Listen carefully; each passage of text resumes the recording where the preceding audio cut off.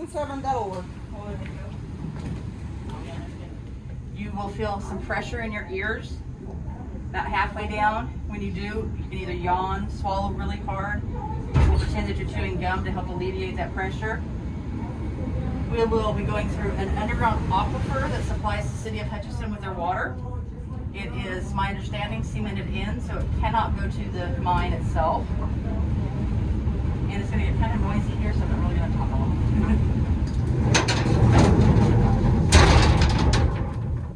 All right, Chris Ray. He's going to get you started over there with the rest of the group.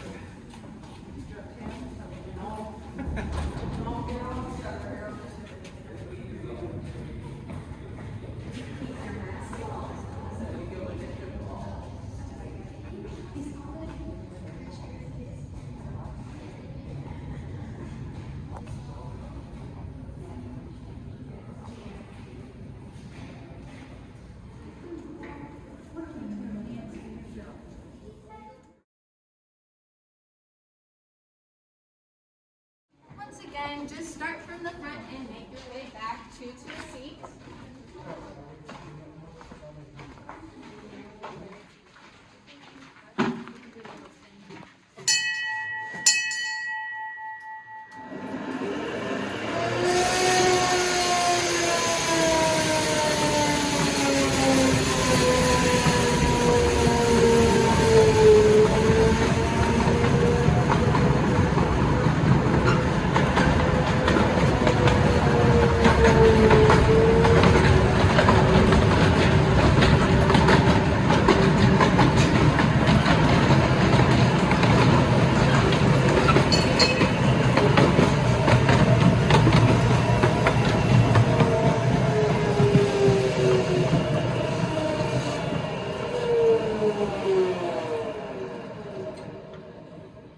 In the wall to your right is a bulkhead. A bulkhead is what the miners call a wall that was used to direct airflow.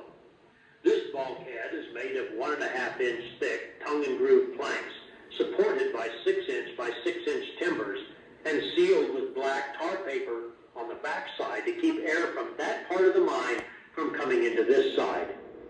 It was slowly being crushed by the roof, but as you can see, it finally came down. On the platform are a couple of two-thumbed gloves. In the 1940s, when this area was being mined, everyone conserved materials for the war effort. The miners would wear the gloves until they wore out the palms. Then they would wear them on the opposite hands, using the second set of thumbs until they wore out the backs of the gloves. Now, stories have been told that Mr. Carey, the owner of the Carey Salt Mine, was always after the miners to pick up their trash and not contaminate the salt. Well, apparently a miner rolled up these gloves and stuffed them in a blasting hole, because that's where we found them 60 years later when we opened this part of the museum. Now, if you look closely at the salt wall to the right, it appears there's another glove stuffed in a blasting hole.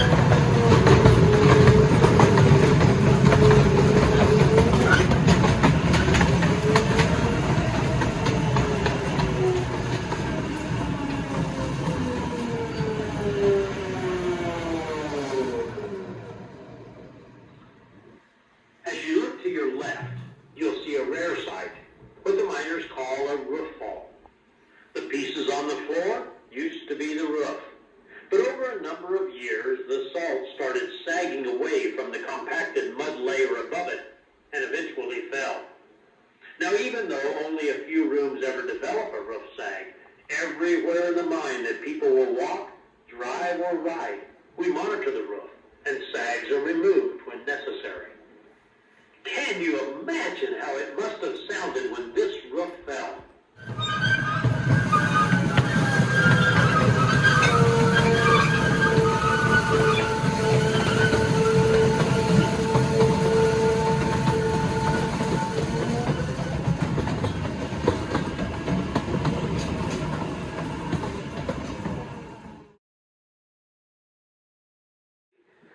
miners used a rail system to transport salt from the mine face to the salt skip, where it was hoisted topside. Then, in 1983, they switched to a conveyor belt system. On the left is a car that was used to haul salt, and railroad tracks that were abandoned when mining left this area in the 1950s. The miners would use the same rails and ties over and over, since bringing more down the skip was both time-consuming and costly. Our train crew ripped up and hauled back abandoned rails and ties from the mine that were used for our train track. Almost 5,000 feet of rail for the track you're riding on. At the next curve, we'll pass by other original cars used with the rail system.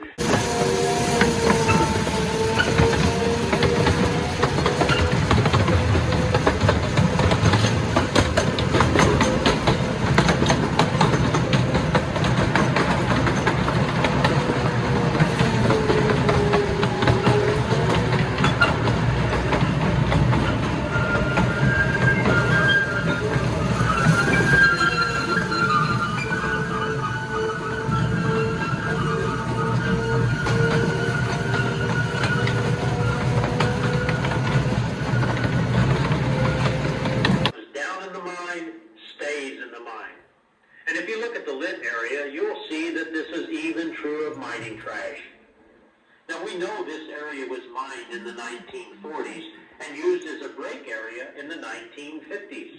And we found many name brand products in this trash pile from that time period, and some of which are still around today.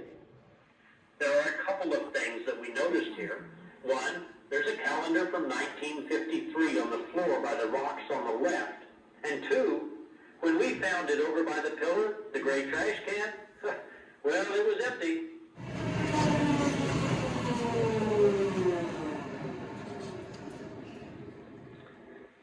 In case you were wondering, trash isn't the only thing miners left underground. And apparently this area was used as a restroom. Oh, no fancy porta pots here. And they weren't very careful with the toilet paper either. And this is one reason we say, don't lick the salt. As we round the curve up ahead, two spotlights will come on. The first, on the left, will highlight a stack of empty cardboard dynamite boxes. Then on the right, you'll see a pillar that is scaling or spalling. This means that the salt is breaking away from the wall. And like roof sags and floor heaves, this is a natural occurrence in a salt mine. And as your ride continues, keep in mind, we've tried to leave the mine just as it was years ago.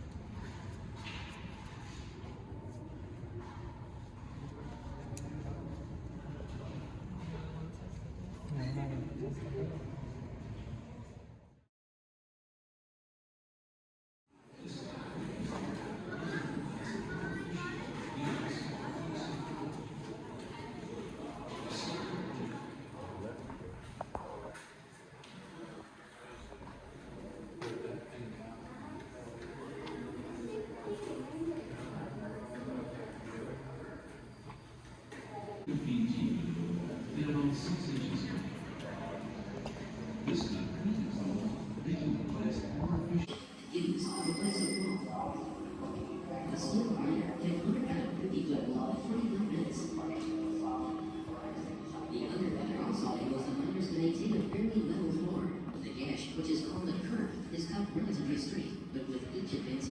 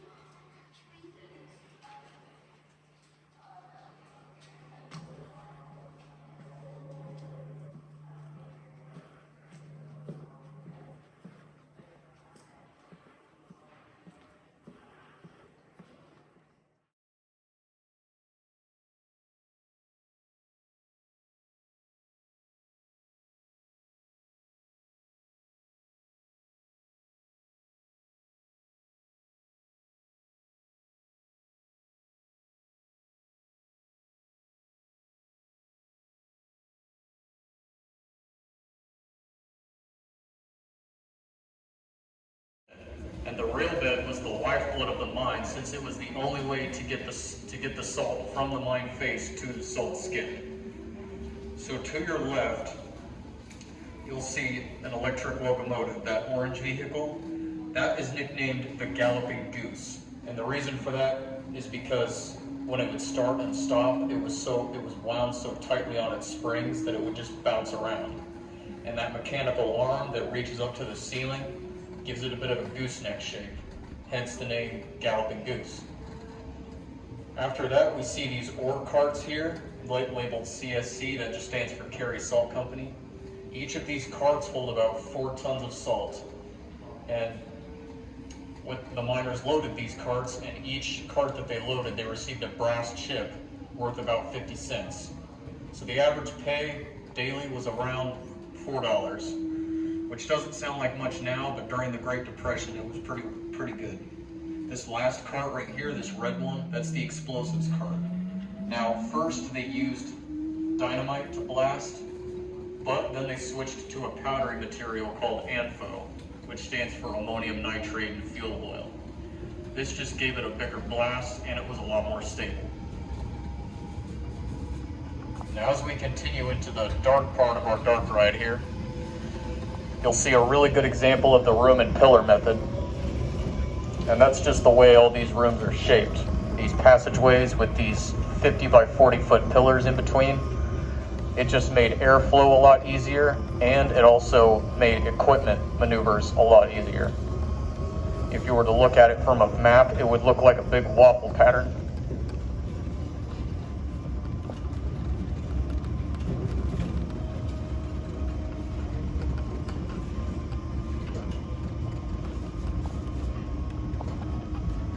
Now over on your right, you'll see what we call ribs. Those vertical formations in the wall, those are called ribs. Ribs are a result of blasting. Now up ahead we have this street sign here, E Avenue G. That's the street you would have turned off of to get to the museum. So this just shows that we are actually no longer under the building that you guys came in at. Now on your right, when the light turns on, this is what's called a crystal pod. Now if you look at the top of that formation, that white crystallized formation at the top, that is 99% pure salt, approaching 100% pure salt.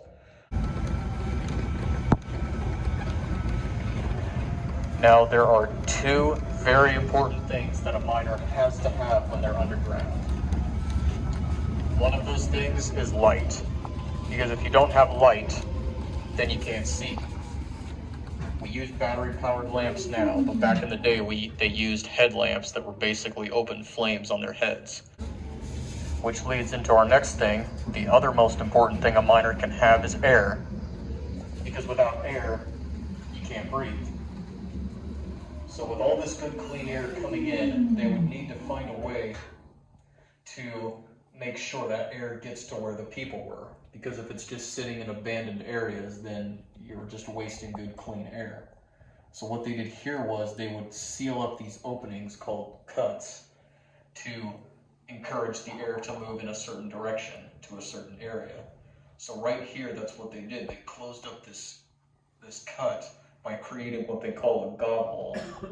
They would take these empty dynamite boxes and fill them with salt, and then they'd stack them on top of each other to close up that opening. Right here, we're gonna go over a hump in between these two cribbings. But what I want you to do is I want you to look at the ceiling in between these two cribbings. You'll see a nice formation of red salt.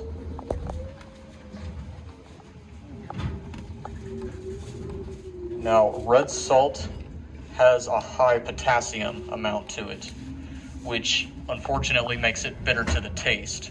So for quite a long time, miners would just mine around red salt because they didn't think they could sell it. They think they couldn't sell it to farmers because cattle wouldn't want it because of the bitter taste. However, now that we have salt, now that we put salt on our roads, that problem kind of solved itself.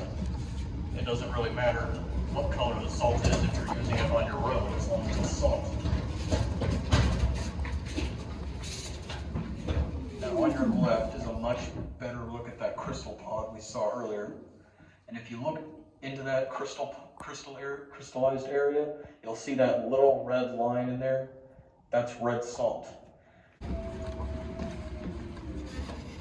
Now on your left here, you'll see another example of a gob wall.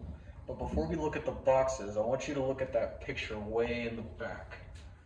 That is what originally was a gob wall. They used to use just heavy salt rocks. They would stack those rocks on top of each other, and that was their gob wall. However, these rocks were heavy, they would fall down, and also when the wall was completed, there would still be holes and cracks in it, so air would still come through. So that's when they switched to this empty dynamite box method. But after that, they switched to an even better option, and that is what is behind those boxes over there. That brown curtain, that's called a Brattis curtain.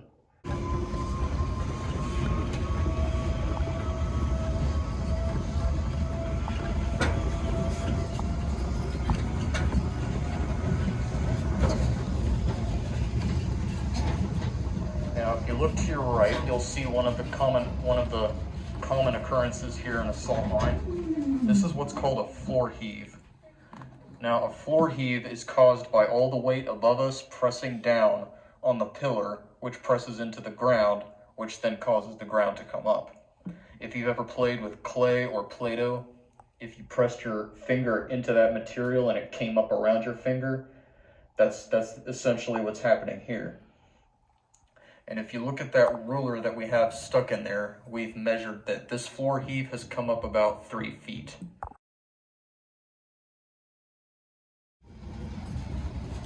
Once again, on your right, you'll see a picture of another common occurrence in a salt mine, what is called a roof sag, which can eventually become a roof sag, which can eventually become a roof fall if it's not dealt with properly.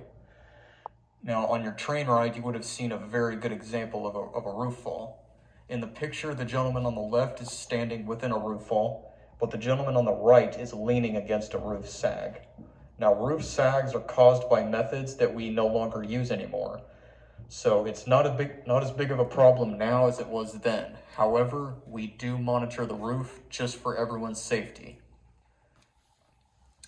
And if we do happen to find a roof sag, then we'll use that tool on the left of the picture, that yellow bar. That's called a scaling bar. And that's what we use to pick at the roof sag, if it's a small enough roof sag. If it's a bigger one, we're gonna have to bring in something a little bit bigger, like a bobcat.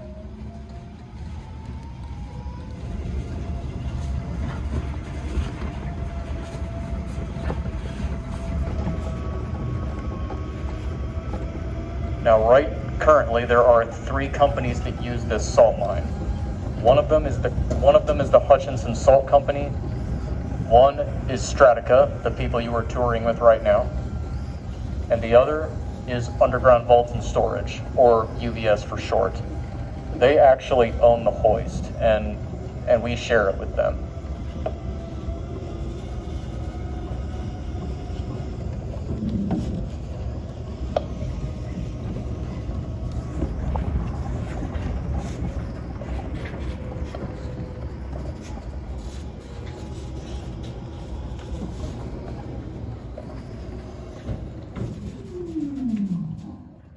Now, can anyone guess what model and make this vehicle is?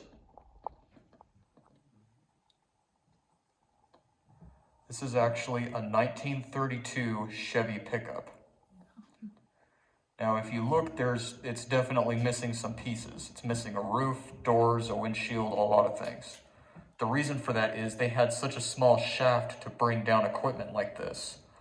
So what they did was, they would take this equipment, disassemble it, bring it down in pieces, and then when it was at the bottom, they would reassemble it by welding it all back together.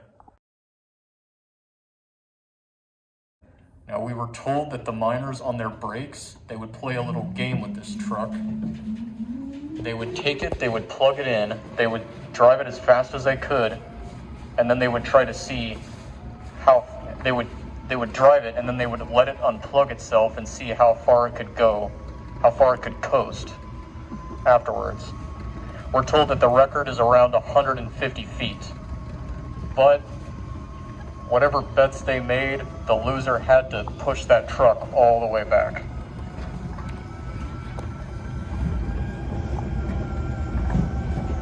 Now, the Atomic Energy Commission, or the AEC, they came down here because they were looking for a place to store nuclear waste. And they thought a salt mine would be a good place to store it since, as mentioned before, salt has weird elastic and plastic properties to it that it can almost close in or trap or encapsulate things that you put into it, which made it a prime candidate for storing nuclear waste. So, what they did here was they were trying to figure out how fast this mine was closing in on itself. So what they did here was they made these devices. They attached a pole to the ceiling and a pole to the floor, and they left a gap in between, and they tried to measure, they came back and measured over time how fast that gap was closing. So then, after a while, they rigged up this formula called the closure rate. And what they found out here was that this mine is closing 1 inch every 500 years. So this mine's gonna be here for a long time. So lawsuit after lawsuit happened, and then eventually the AEC were essentially chased out of Kansas. And now they store their nuclear waste in a salt mine in Carlsbad, New Mexico. Now, many, many years ago, there was a man named Ben Blanchard, and he came to this area and bought up a bunch of land, and that land eventually became South Hutchinson. There's even a street named after him down there, Blanchard Street. Eventually, he wanted to drill for oil, but when he drilled down, he didn't find oil, he found salt, and that's what sparked the big salt boom here in Kansas. And Hutchinson is effectively dubbed the Salt City. And there's several different references to salt here in Hutchinson. Now, on your right, coming up on your right is the salt pile. This will be your chance to get a little salt souvenir for yourself. But there are things I have to go over real quick. First off, when these lights turn on, they're on a 5-minute timer. So you have 5 minutes to grab your salt souvenir. First off, when you get home, you can rinse it in some lukewarm water for about a couple seconds, not too long because salt does dissolve. That just washes all the dirt off of the rock. And then you can apply some clear enamel spray to it, and that will enhance the shine. However, whatever you do spray it with, do not spray it with polyandry, because if you do, it's going to turn it yellow and it will ruin it immediately. If you're looking for a place to store your salt, a garden or a fish tank is not one of those places. Because in both cases, that salt's going to be gone, and you're going to wake up to some dead flowers and also some dead fish. It's also not advised that you keep your salt on a wood surface, because if you do, it's going to leave a mark on that surface that's really hard to get off.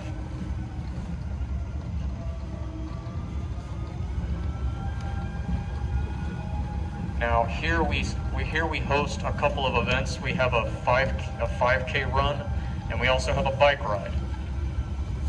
And it's either one of those or both of those that actually get to see a whole other part of the mine. They get their own special route. We also have some Boy Scout and Girl Scout groups that come down here and they stay the night, and they get their mining and geology badges.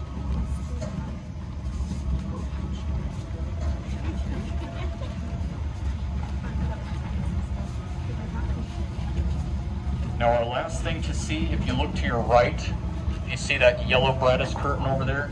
Behind that curtain is our event center. And there we host all kinds of different events. We've hosted birthday parties, reunions. I think we've even hosted some weddings down here. But unfortunately, due to COVID, we've had to really cut back on what we can do. So hopefully once the pandemic fully lifts, we can get back to doing that good stuff. Also down here, we host an interactive dinner theater that we call Murder in the Mine. I haven't seen it myself, but I've been assured it's quite a fun time. Unfortunately, we don't have any showings scheduled right now, but if you just follow us on our Facebook, Twitter, Instagram, you can keep up to date on what we have planned for the future. Now, as we near the end of our dark ride here, don't get off until I tell you it's safe to do so, but when we get to the end here, if you still need to do a little bit of gift shopping, that's on the left. If you need to use the facilities, those are on your right.